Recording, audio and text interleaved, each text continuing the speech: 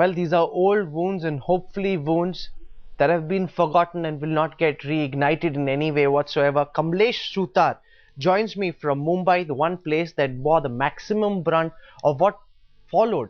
What followed after the demolition of the Babri Masjid. Kamlesh, in fact, you've been going to those very places where the communal riots took place, and the reports that you brought to us indicate that the mood on the ground has changed. Ground zero now has people talking about peace and reconciliation. Take our viewers through your interaction with people in the highly disturbed areas of 1992. Well, yes, Rahul, the two places which we visited throughout the day. One place which we visited was Behrampada in the Bandra area, which saw maximum bloodshed during the 93 riots.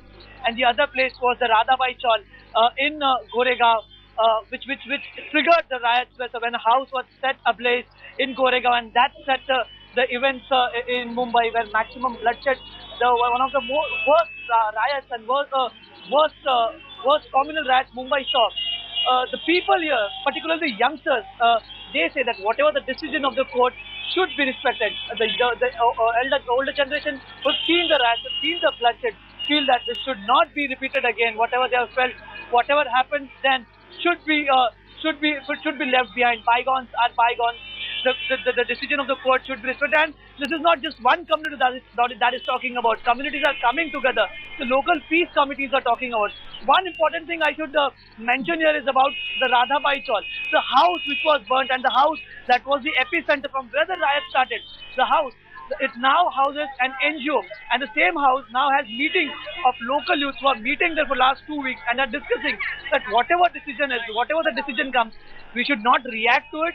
Whether it comes, we should not celebrate. Whatever decision, if it's against a particular community, there should be no protest. So the youth particularly there are very active. They know that there's nothing is going to happen after protest or whatever by violent means. Nothing is going to be achieved. The earlier generation had seen, they have faced the brunt of the riots. The scars, the wounds are not yet healed, but they know now, this time around, the same incident that triggered one of the worst riots that the maximum city has seen, and now this time they don't want to repeat any kind of mistake.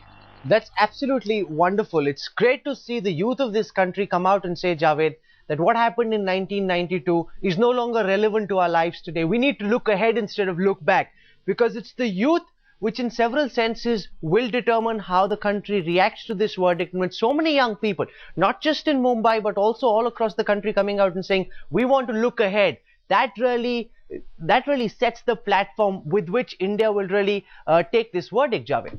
Well, most certainly, Rahul, and we should not forget that, you know, more than 50% of our people are young. India's population, more than 50% of India's population is made of young people, people who are below the age of 40. And it's, you know, they want to chart a different course. They want to be a part of India's success story.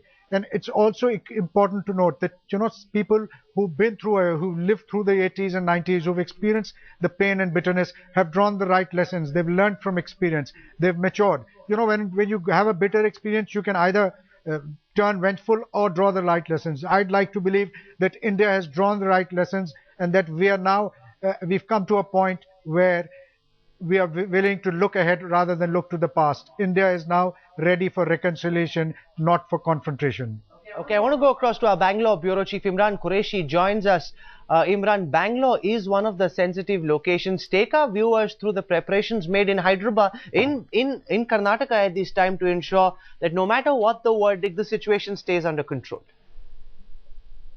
Absolutely, Rahul. The arrangements made by the police authorities has been very thorough. Is absolutely the kind of bandobast arrangements that are being made for tomorrow perhaps would mark would reach a certain pedestal in terms of law and order machinery being deployed.